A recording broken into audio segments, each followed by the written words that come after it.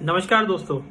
कौन नहीं चाहता एक गोवा जैसे बीच पे एक शानदार आलीशान सा बीच हाउस हो जिसके ऊपर अपने फ्रेंड्स एंड फैमिली के साथ में या अपने पसंदीदा लोगों के साथ में ड्रिंक्स एंजॉय करते हुए स्विमिंग पूल के अंदर पार्टी करें, सुबह तक पार्टी करें। क्यों कर रहे हैं ना मन? कुछ इसी लाइफस्टाइल को लेकर प्रचलित और फेमस किंगफिशर एयरलाइंस के मालिक और किंगफिशर ग्रुप के मालिक, यूनाइटेड ब्रूरीज के मालिक Vijay Mallya King of Good Times के नाम से वो फेमस हैं। विजय माल्या के ऊपर ईडी द्वारा मनी लॉन्ड्रिंग का 9,000 करोड़ का आरोप है। आजकल के समय इसे व्हाइट कॉलर क्राइम कहा जाता है, या यूं कहें ये क्राइम या इस तरह का क्राइम पढ़े लिखे लोग करते हैं या वेल्दी लोग करते हैं या जो ऑलरेडी पैसे वाले लोग होते हैं या बड़े कॉर्पोरेट्स होते हैं वो करते हैं। और ज्यादा पैसे कमाने की चाहत में एक आम आदमी के लिए क्राइम क्या होगा?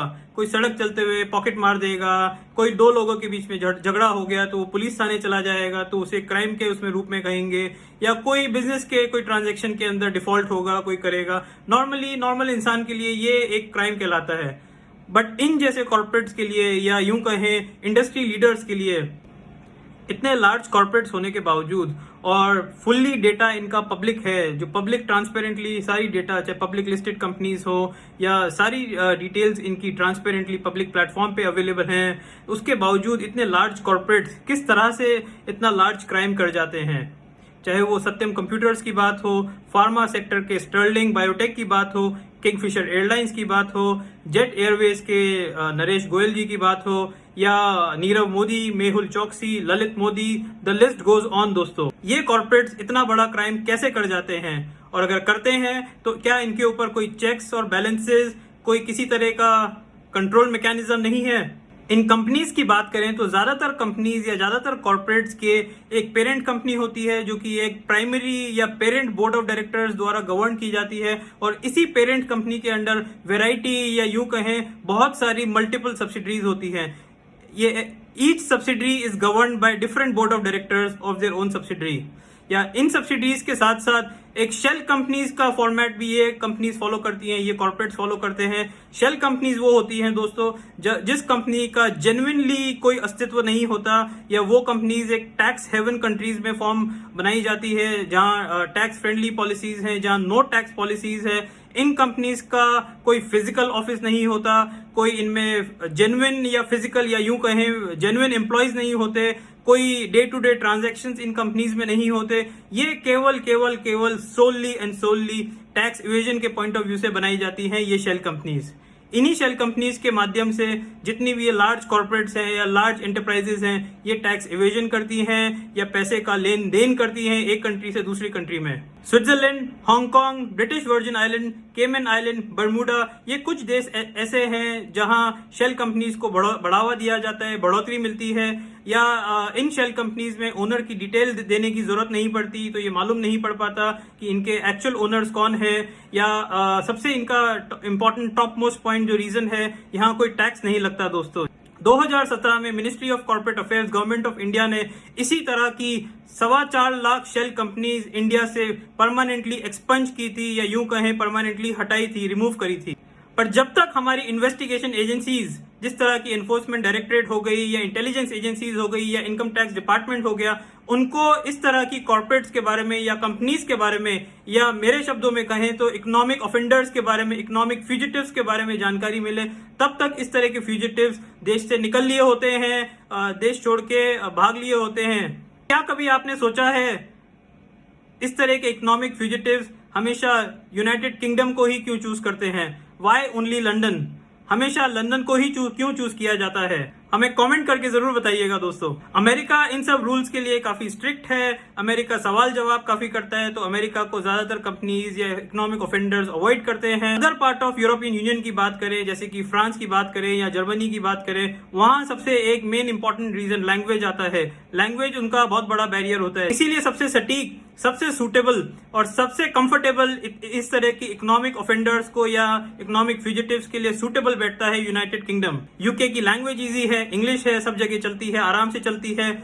और सबसे इंपॉर्टेंट बात, यूके की जो एक्सट्रेडिशन ट्रीटी है इंडिया के साथ में, जो कि 1992 में लास्ट अपडेट हुई थी, वो इतनी कॉम्प्लिकेटेड है कि यूके से कोई भी हमारी इंडियन अथॉरिटीज को कोई भी किसी भी इंसान को इंडिया एक्सट्रेडिट करके लाना पड़े तो वो नेक्स्ट टू इम्पॉसिबल है। अभी तक पिछले 10-15 सालों की बात करें तो ऐसे 1 या 2 बार ही इंस्टेंसेस देखे गए हैं कि सक्सेसफुली एक्सट्रेडिशन हो पाया है।